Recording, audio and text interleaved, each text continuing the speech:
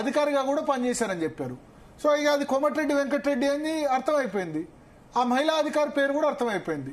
So అక్కడ problem ఏంటంటే మనం వ్యక్తుల జీవితాలు, వ్యక్తిగత జీవితాల్లోకి తొంగి చూస్తే చాలా సమస్యలు వస్తాయి. మనం మీడియాగా వ్యక్తుల సినిమా స్టార్లు వేరు, పొలిటీషియన్స్ వేరు. సినిమా స్టార్లు, ఎఫ్ఐఆర్లు అది ఓకే. వ్యక్తుల జీవితాల్లోకి తొంగి చూస్తే గనక చాలా సమస్యలు వస్తాయి.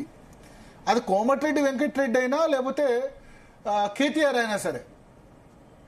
కేటీఆర్ గురించి కూడా చాలా ఒక హీరోయిన్ అంటగడుతూ చాలా మంది సోషల్ మీడియాలో దానిలో కామెంట్ చేస్తున్నారు. తప్పు కదా.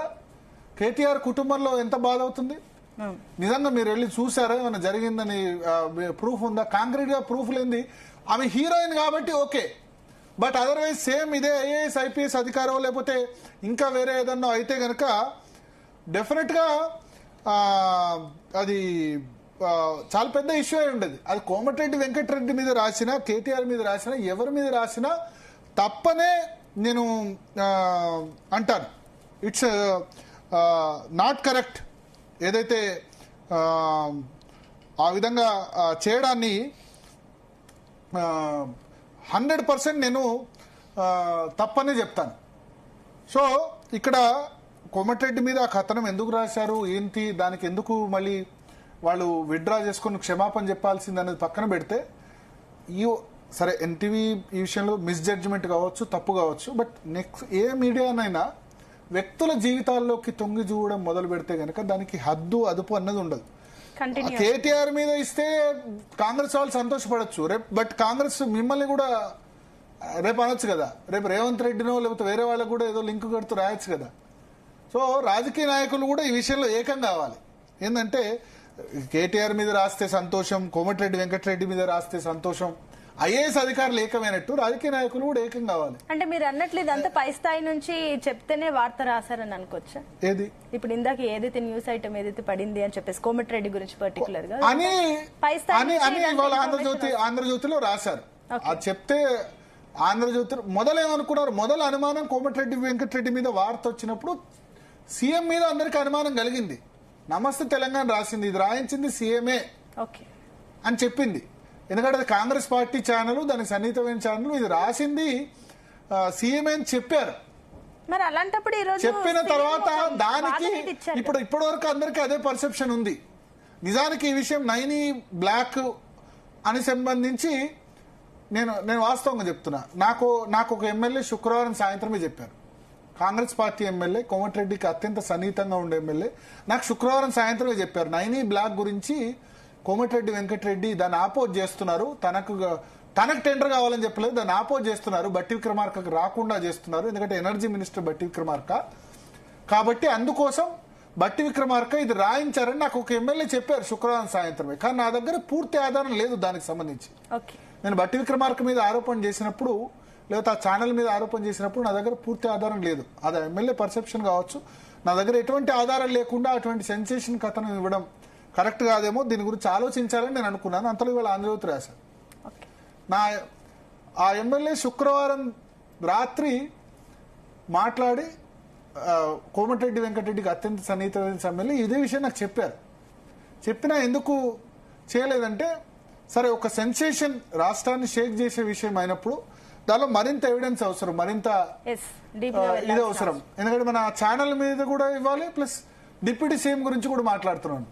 సో దానిలో ఆంధ్రజ్యోతి రాధాకృష్ణ చాలా క్లియర్ గా ఇదే అని చెప్పి రాశారు. ఇది ఎవరి నుంచి వచ్చి ఉంటుంది, ముఖ్యమంత్రి నుంచి వచ్చిందనే అనుకుంటారు. బట్టి విక్రమార్క కూడా అదే విధంగా మాట్లాడారు. నేను రాజశేఖర రెడ్డికి సన్నిహితం కాబట్టి నా మీద రాధాకృష్ణ బురుజు వెళ్తున్నారు అని చెప్పారు. రాజశేఖర రెడ్డి ఎప్పుడు 2009లో చనిపోయినారు బట్టి విక్రమార్క గారు.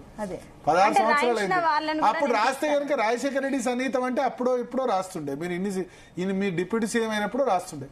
కానీ ఓపెన్ సీక్రెట్ రేవంత్ రెడ్డి టీడీపీలో ఉన్నాడు కాబట్టి ఆంధ్రజ్యోతి వీళ్ళు సపోర్ట్ రేవంత్ రెడ్డికి ఆంధ్రజ్యోతి దానిగా ఉంది, బట్టి విక్రమార్కకి ఎన్టీవీ దానిగా ఉంది. దానిలో డౌట్ ఏం లేదు, ఇంకా వేరే రెండో క్వశ్చన్ ఏం లేదు. సో ఈ కథనాలు నిజంగానే వీళ్ళు కోల్ బ్లాక్, మరి బట్టి విక్రమార్క మేము ప్రయత్నం చేయలేదు కోల్ బ్లాక్ అని ఆయన ఏం చెప్పలేదు. టెండర్ రద్దు చేస్తున్నట్టు చెప్తున్నారు. మరి టెండర్ ఎందుకు రద్దు చేయడం, ఏం తప్పు జరగకపోతే? సో ఇవన్నీ మళ్ళీ బట్టి విక్రమార్కకే రెండవది, రేవంత్ రెడ్డి ఇప్పుడు మా మంత్రుల మధ్య చిచ్చు పెట్టొద్దు మీరు మీడియా లీక్స్ ఇస్తున్నది రేవంత్ రెడ్డి మీరనే అనుకుంటున్నారు. మరి 3 నెలల క్రితం మీరు ఖండించాలి కదా. మీ కేబినెట్ లో కొలీగ్స్ తిట్టారు, ఉత్తమ్ కుమార్ రెడ్డిని తిట్టారు, తర్వాత బట్టి విక్రమార్కని తిట్టాను అని చెప్పి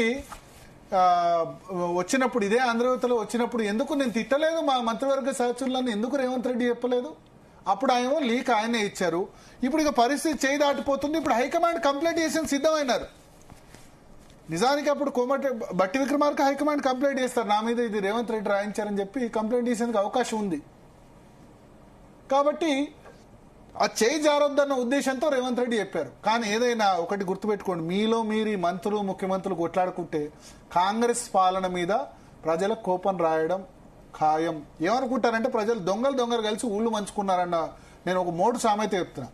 ఐఎమ్ నాట్ టెల్లింగ్ వాళ్ళందరూ దొంగలు అనట్లేదు, బట్ ఈ మంత్రులు ఎవరి కౌంటర్లు వాళ్ళు తెచ్చుకున్నారన్న మెసేజ్ పోతుంది కాంగ్రెస్ పార్టీ. మీ ఇష్టం.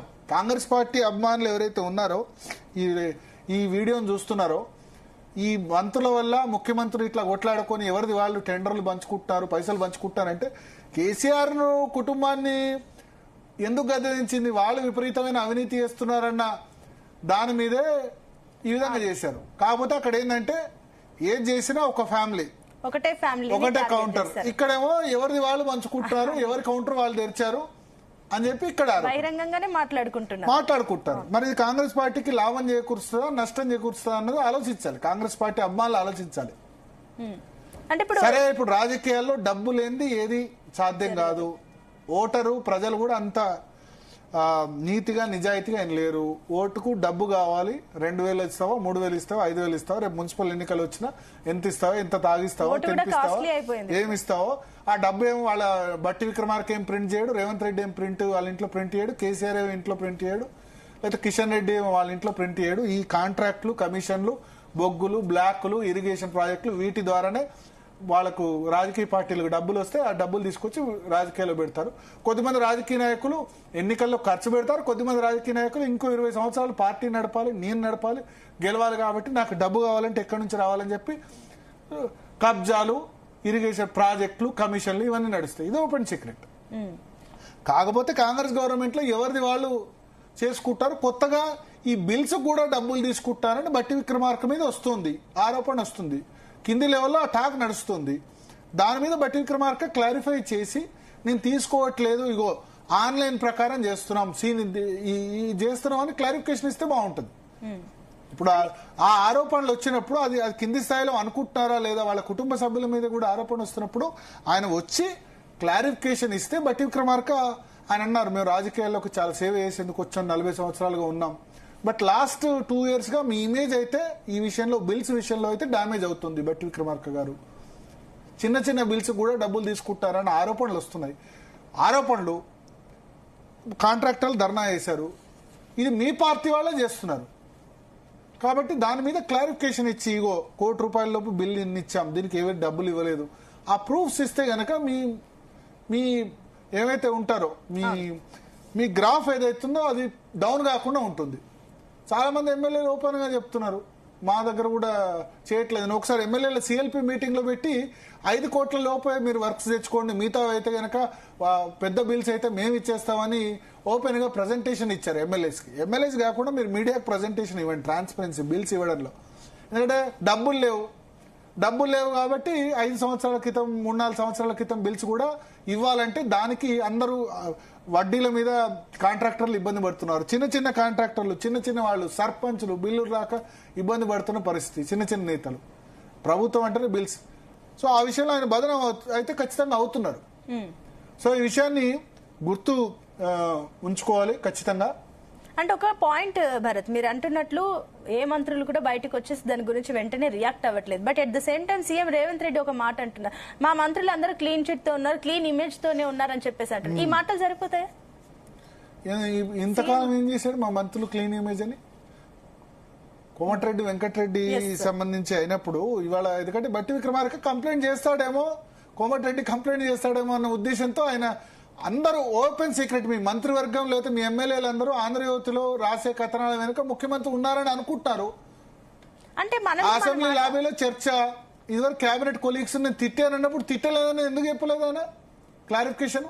అంటే ఇప్పుడు శృతి మించింది మళ్ళీ తన మీద అటాక్ చేస్తారు. బట్టి లేకపోతే ఉత్తమైనా బట్టి అయినా లేకపోతే కోమటిరెడ్డి అయినా వీళ్ళందరూ అటాక్ చేస్తారన్న ఉద్దేశంతో ఆయన క్లారిఫికేషన్ ఇచ్చారు. ఎన్నిసార్లు ఎన్ని లీక్స్ ఈ మీడియాకు లీక్స్, ఈ సెలెక్టివ్ లీక్స్ మీడియాకు మీరు ఆంధ్రజ్యోతికి ఇస్తున్నారు. మీరేం తెలుసు ఆంధ్రజ్యోతి మీకు ఫేవర్ గా ఉందని తెలుసు, ఎందుకంటే టీడీపీ ఆయన నుంచి మీకు సంబంధాలు ఉన్నాయి, సత్సంబంధాలే, మంచిదే. అంటే ఇది ఒక రేవంత్ రెడ్డికి ఆంధ్రజ్యోతి ఈనాడు సపోర్ట్ కాదు, కేసీఆర్ కు ఆయన ఛానల్స్ సపోర్ట్ ఉండే. కేసీఆర్ కు ఆంధ్రజ్యోతి పడదు కానీ కేసీఆర్ కు నమస్తే తెలంగాణ ఆయన సొంత పేపర్ ఉంది. ఇంకా మిగతా సంస్థలు కూడా సపోర్ట్ ఉండే. మీడియా సంస్థలు, రాజకీయ నాయకులు, పార్టీల మధ్య ఇప్పుడు పెద్దగా మేము న్యూట్రల్ అని చెప్పుకునే పరిస్థితి లేదు. ప్రజలు దాన్ని నమ్మట్లేదు. ఈ పలానా ఛానల్ పేరు చెప్తే, పలానా పేపర్ చెప్తే ఇగో ఇది ఈ ఛానల్ ఈ పేపర్ తో అసోసియేట్ అని చెప్తున్నారు. అయితే ఒకటి ఎన్టీవీ, నేను ఒకటి ఏమంటే ఎన్టీవీ 19 సంవత్సరాలుగా ఉంది 2007 నుంచి. ఇప్పుడున్న దానిలో I started my career with also NTV. Okay, 19 సంవత్సరాలుగా ఇప్పుడు మనం రోజు 100-150 వార్తలు ఇస్తున్నప్పుడు ఖచ్చితంగా దాంతో అన్హ్యాపీగా ఉండేవాళ్ళు చాలా మంది ఉంటారు. రోజు 100 వార్తలు ఇస్తే దాని మీద కనీసం ఒక 10-15 వార్తల మీద నచ్చని వాళ్ళు చాలా మంది ఉంటారు. సో ఆ విధంగా చూస్తే విమర్శలు కొంత తక్కువనే వచ్చాయి ఎన్టీవీ మీద. మధ్యలో ఒకసారి ఆ విశాఖ శారదా పీఠాధిపతి స్వరూపానంద సర ఒకసారి ఆరోపణ చేశారు. మళ్ళీ ఈ ఆరోపణ, ఈ కోమటిరెడ్డి వెంకటరెడ్డి కథనం వెనుక ఇది ఉందని చెప్పి మిగతా మీడియా సంస్థల కంటే కొంత తక్కువ ఆరోపణలు ఎన్టీవీ మీద వచ్చాయి. పైగా కోటి దీపోత్సవం ఇటువంటి కార్యక్రమాల ద్వారా చాలా వాళ్ళు ఫేమస్ కూడా అయ్యారు. నరేంద్ర చౌదరి కొంత ఆ విషయంలో క్రెడిబిలిటీ కూడా ఎన్టీవీకి ఉంది. కానీ ఈ విషయంలో ఇప్పుడు ఆంధ్రజ్యోతి చేసిన ఆరోపణ ద్వారా, అప్పుడు కూడా ఆంధ్రజ్యోతి ఆరోపణ చేసిందా, విశాఖ శారదాపీఠం స్వరూపానందేంద్ర సరస్వతి సంబంధించి కూడా ఆంధ్రజ్యోతిలో టెలికాస్ట్ చేశారు. అప్పుడు బెదిరించినట్టు, ఆయన బెదిరించి ఆయన డబ్బులు అడిగి వార్తలు రాసినట్టు సేమ్ మళ్ళీ అదే ఆంధ్రజ్యోతి ఇప్పుడు ఎన్టీవీ మీద రాసింది. అప్పుడు వాళ్ళిద్దరి మధ్య కాంప్రమైజ్ కుదిరిందని చెప్పారు. ఇద్దరు కూడా ఒకటే సామాజిక వర్గం. ఇప్పుడు మళ్ళీ ఏం విషయం అయిందో మీకు గొడవలు ఉంటే పెట్టుకోండి అని చెప్తున్నారు. బట్ అది రాయించిన దాని వెనక రేవంత్ రెడ్డి ఉన్నారని అనుకుంటున్నారు. నేను లేను అని చెప్పుకునేందుకు రేవంత్ రెడ్డి ప్రయత్నం చేశారు. ఒక క్వశ్చన్ అయితే రేజ్ అవుతుంది భరత్ ఈ టైంలో. ఎందుకు ఒకవేళ మీరు అన్నట్లు వెనకుండి సీఎం రేవంత్ రెడ్డి రాయిస్తే గనక ఎందుకు ఆయనే రాయించాలి? మళ్ళీ రేవంత్ రెడ్డి దీనిలో రాయించాడు, బట్టి విక్రమార్క దానిలో కోమటిరెడ్డి వెంకటరెడ్డి మళ్ళీ క్లీన్ ఇమేజ్ మా మంత్రులు అని చెప్పడం ఎందుకు, రాయించడం ఎందుకు అనేది కూడా రేజ్ అవుతుంది. రాసిన తర్వాత ఇంత ఇష్యూ అవుతుంది అనుకోలే కదా. బట్టి విక్రమార్క ప్రెస్ మీట్ పెట్టి ఆయన రాధాకృష్ణన్ తిట్టి దీన్ని ఎవరు రాయించాడో మాకు తెలుసు, వాళ్ళ సంగతి చూస్తామని అన్న తర్వాత ఇప్పుడు మంత్రివర్గం మీటింగ్ ఉంది మేడారంలో. దీనిలో గొడవ పడవచ్చు. లాస్ట్ మంత్రివర్గంలో కూడా గొడవ జరిగింది. ముఖ్యమంత్రి రేవంత్ రెడ్డి ఒకళ్ళిద్దరు మంత్రులు నిజంగానే తిట్టాడు, కానీ ఉత్తమ్ కుమార్ రెడ్డిని తిట్టలేదట. కానీ ఉత్తమ్ కుమార్ రెడ్డిని తిట్టినట్టు రాశారు దాన్ని. ఉత్తమ్ కుమార్ రెడ్డి మొన్న పవర్ పాయింట్ ప్రజెంటేషన్ సంబంధించి కూడా చాలా వార్తలు వచ్చాయి. Power point presentation Uttam Kumar Reddy ఈ పాలమూరు రంగారెడ్డి మీద ఏర్పాటు చేస్తే దాన్ని లైవ్ టెలికాస్ట్ ఇవ్వలేదు. ఉత్తమ్ కుమార్ రెడ్డి స్పీచ్ లైవ్ ఇవ్వలేదు, రేవంత్ రెడ్డి స్పీచ్ లైవ్ ఇచ్చారు. దాని మీద ఉత్తమ్ కుమార్ రెడ్డి సీరియస్ అయినాడు రేవంత్ రెడ్డి మీద. హైకమాండ్ కూడా కంప్లైంట్ చేశాడు, నా స్పీచ్ ఎందుకు లైవ్ ఇవ్వలేదు, ఓన్లీ నీకు మాత్రమే పేరు తెచ్చుకుందాం అని చెప్పి. వాళ్ళిద్దరి మధ్య టస్సిల్ గొడవ జరిగింది ఆ విషయంలో. ఇట్లా బయటికి రాని ఇష్యూస్ చాలా ఉంటాయి. సో వాళ్ళు ఏమనుకుంటారు, Uttam Kumar Reddy Bhatti Vikramarka main seniors, Congress party 2017లో వచ్చాడు ఈయన. బట్ మన రేవంత్ రెడ్డి కంట్రిబ్యూషన్ లేదు అని చెప్పలేం. రేవంత్ రెడ్డి డెఫినెట్ గా హైకమాండ్ కంటే కూడా స్థానిక లీడర్ల వల్లే కాంగ్రెస్ ఇక్కడ అధికారంలోకి వచ్చింది. ఏదో రాహుల్ గాంధీని చూసి, ప్రియాంక గాంధీని చూసి, వాళ్ళని చూసి ఓటు అడ్డదానికంటే ఇండివిజువల్ లీడర్స్, కాంగ్రెస్ మీన్స్ నియోజకవర్గాల్లో, జిల్లాల్లో బలమైన లీడర్స్ రావడం వల్ల కాంగ్రెస్ అధికారంలోకి వచ్చింది.